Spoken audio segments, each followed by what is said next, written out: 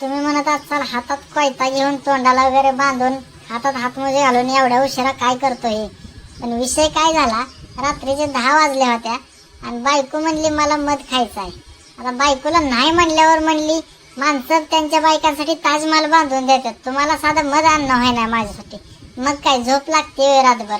उतरलो खाली साईडच्याच घराच्या साईडला जगा झाडावर एक मावळ होतं.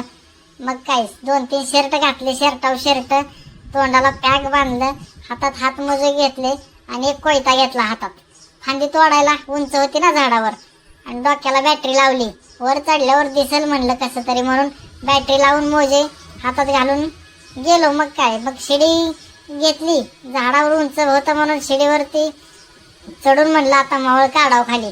पण वर बघितलं तर काय एकदम डोक्यावर होतं, जसा फाटा खाली ओढेल तसं डोक्यावर पडत होतं.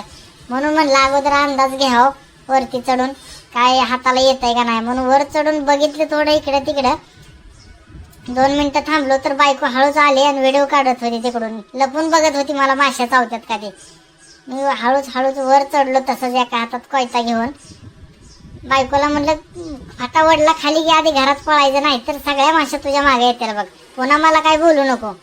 हळूच वर गेलो तर शिडी थोडी हालत होती. म्हणलं मावळ काढायच्या आधी आपणच खाली पडायचो, म्हणून आधी म्हणलं शिडी नीट लावून घ्यावी झाडाखाली. म्हणून हळूहळू खाली उतरलो आणि शिडी थोडी पुढं घेतली आणि शिडी अगोदर नीट लावून घेतली. म्हणजे शिडी हलती त्यामुळं काय नीट मावळाची फांदी ओढायला येत नव्हती खाली.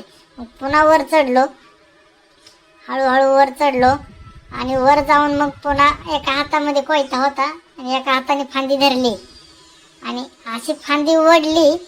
असं पटकन पळाल्यावर काय सगळ्या माशावरनं खाली पडल्या आणि मावळाची पोळी हातात घेऊन मी लांब पळून गेलो. आणि थोड्या वेळाने मग पुन्हा सगळ्या माश्या शांत झाल्या.